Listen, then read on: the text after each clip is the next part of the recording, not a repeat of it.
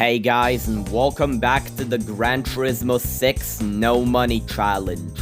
If you haven't watched the previous episodes, I recommend you watch those before watching this one. Anyways, I welcome you back to the world of Gran Turismo 6. Now that I'm done with National A, it's time to do International B class events. But first, I have to figure out which events I should do with the very few cars I have in my garage. First off, we have Tour of Japan, and this one I can't do because I don't have any Japanese cars, and the ones that I do have are severely underpowered. Next up, we have Tour of Europe, and I can actually do this one, given how many European cars I have in my garage. Anyways, I'm picking the Volkswagen Scirocco for this event as a tribute to the GT6 god himself. The first race is at Brands Hatch Grand Prix circuit, so let's see how I do. Starting off strong with the Scirocco. The first section of the track came around and I managed to easily catch up to the Audi TT and overtake it. And the same would be true for the Scirocco on the next corner. Then I used the cornering strategy on this corner, allowing me to catch up to the SL55 and overtake it. After that, it took me a bit of time to catch up to the 1 Series, but once I did catch up, it was easy to overtake it. Now, as we get closer to the GT World Championship, the events are gonna get a lot more difficult, even to the point of me using off-road activities to try to catch up. Anyways, I managed to overtake the M Coupe just by braking later than it did. Now, I was in 6th place for a while, before finally being able to catch up to the Elise 111R and overtaking it halfway through the second lap, along with the Evora right next to it. After that, I tried to overtake the S-Type R, but failed. I tried to overtake it again on the next corner and succeeded this time. And after that, I overtook the M3 Coupe. And then catching up to the Esprit Sport 350 took forever, and I wouldn't wish this pain upon anyone. But then I finally managed to catch up to the Esprit on the 4th and final lap. And then I overtook it on the braking zone. And even though the Esprit was pretty competitive, it still didn't stop me from crossing the finish line in 1st place and earning 3 stars. You know what, I think you already get the deal at this point. The second race is at Spa-Francorchamps circuit. I pretty much instantly overtook the 147 GTA. Then I braked way later than the AI on this section, which allowed me to catch up to the white Scirocco and overtake it. After that, the braking zone came around and I managed to overtake the 1 Series with no problem. I didn't brake on this corner, allowing me to catch up to the Lotus Elise and overtake it, along with the SL600 right in front of it. And then I tried to catch up to the Z4M Coupe, but failed. I tried again on the next braking zone, and that actually worked, allowing me to overtake the Z4. Nothing much happened after that, so let's move on to the second lap. So the second lap started, and I wasn't able to catch up to the DB7, nor the XKR Performance. That is, until I caught up to the XKR using the cornering strategy, and some sneaky tactics as well. After that, I braked way later than the AI on the braking zone, which allowed me to overtake the DB7. After a long-fought battle which I won't bore you with, I finally managed to catch up to the M3, and then I overtook it using a sneaky tactic. After that, I didn't have any more patience left in me to battle with the Esprit normally, so I just did some off-roading and caught up to it that way. Let's just say that if it wasn't for the off-road activities, I wouldn't have won this race. Honestly, I think I should stop mentioning the stars I get because no one actually cares. The third and the final race is at Ascari Race Resort. Right off the bat, I overtook the Z4, the TT, and caught up to the Golf Mark 6. And then I overtook the Golf 5 seconds later. Given that this is a really technical track, it should be easier than the previous two races, right? Apparently so, cause I managed to catch up to the McGann Trophy and overtake it with not too much difficulty. And then on the next corner, I overtook the British sports car very easily. After that, I easily caught up to the CL55 and overtook it. Nothing much happened for the rest of the first lap, so let's move on to the second lap. On the beginning of the second lap, I instantly overtook the two BMWs. And then I tried to catch up to the other two racers, but my terrible driving said no. It took me a while, but I managed to catch up to the S-Type R on the straight, and then I overtook it on the La Sarthe chicane. And now all that's blocking me from taking home the victory is the mighty Esprit. I know I could have just caught up to the Esprit normally, but better safe than sorry. Anyways, the off-road activity allowed me to catch up to the mighty Esprit. And then I tried to overtake it, but failed. I tried again on the next corner, but that still wasn't enough. It also didn't help that the Esprit kept pulling away from me. But you know what they say, third time's a charm. I tried to overtake it on this braking zone and actually succeeded. Although I did have to do some off-road activities to pull that off.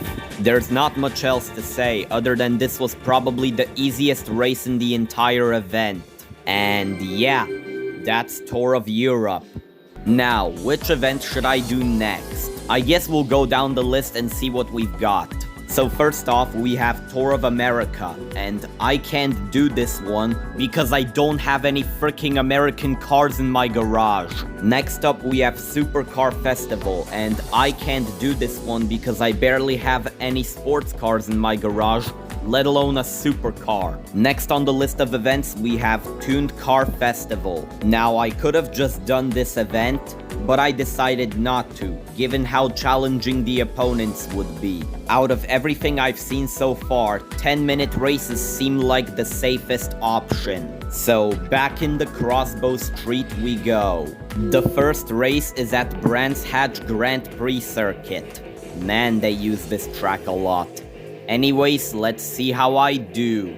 So the first corner came around and I immediately overtook the Audi S3. The braking zone came around and I managed to overtake the Corvette Grand Sport with little to no issues. On the next corner, I tried to overtake the Evo 8 but ended up smacking into it instead. I tried again on the next braking zone and actually succeeded this time. On the speed section, I easily overtook the Mazda RX-7 using the cornering strategy and some slipstream. And the same would be true for the Z4 on the next corner. The next section of the track came around and I managed to overtake Martis from the tuning tournament and then overtook the C4 Corvette on the next braking zone. After that, I managed to catch up to the American muscle car and overtake it on the home straight.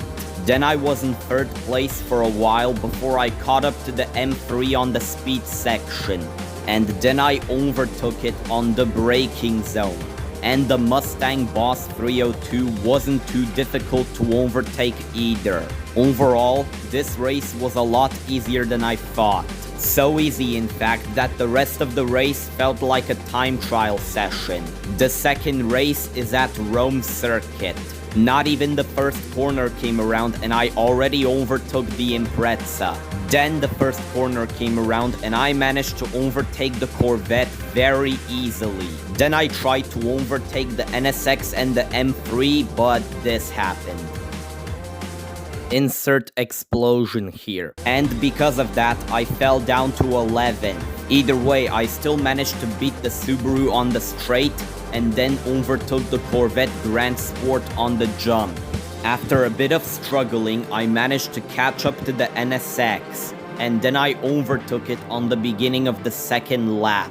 along with the BMW M3 and the Z4. And then my unintentional drift allowed me to catch up to the Evo 8 and overtake it. The braking zone came around and I overtook the XKR and the Audi RS6. On the straight, however, the RS6 overtook me, but then I overtook it back on the next braking zone. After that, I tried to catch up to the other two racers and... Insert explosion here. Despite crashing, I still managed to keep my third place, although the RS6 tried to take that away from me. The rest of the race was pretty much me trying to catch up to the Challenger and the Elise Sport 190. Although the Challenger was easy to overtake, the same cannot be said about the Elise. No. Insert explosion here. I better not insert explosion again, or I swear to God. Anyways, the crash caused me to fall down to 4th place. It took me a bit to recover, but I managed to catch up to the NSXR and overtake it for the 3rd time in this race. And then I overtook the Challenger on the next braking zone. I learned my mistake from the previous laps and remembered to take this corner slowly. Then the home straight came along and luckily I was able to slipstream, which allowed me to catch up to the Elise Sport 190 and overtake it on the next lap. Overall, this race was really challenging and there was a lot going on.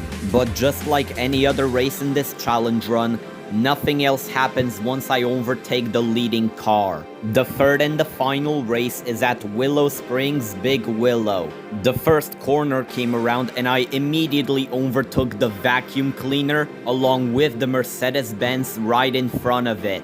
Also, I have to admit, the Crossbow Street has very good handling. So good in fact that I managed to overtake this Subaru Impreza just by turning, along with the R34 Skyline right in front of it.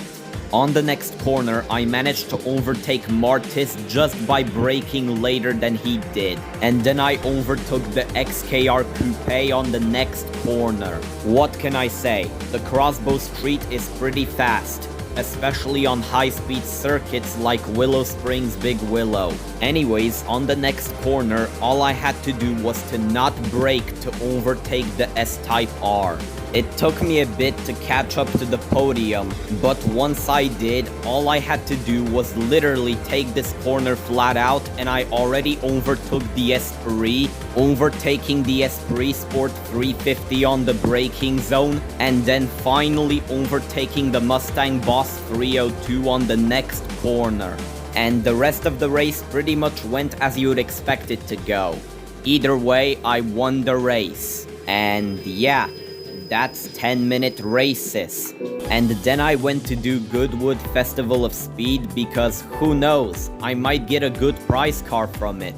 But the thing is, I'm not gonna bore you with all the failed attempts because otherwise this video would have been like 20 minutes long. So instead, I will only show clips where I make it to the finish line.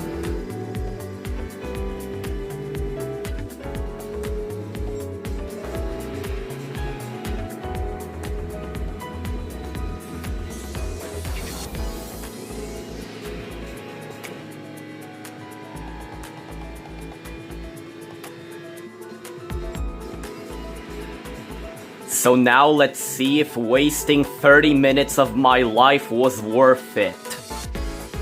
A light car company rocket. Well, I've heard how OP this thing is, so I might as well put it to the test in one of the future events. I also got another set of challenges from the Goodwood Festival of Speed, but we'll leave those for later. And if you're wondering, here's all the cars I have so far. Nothing much changed in this episode. So now it's time to do the GT All-Stars Championship, and unfortunately for me, I have no other choice but to do it using this insult of an automobile. But wait, maybe I don't have to use the GTO.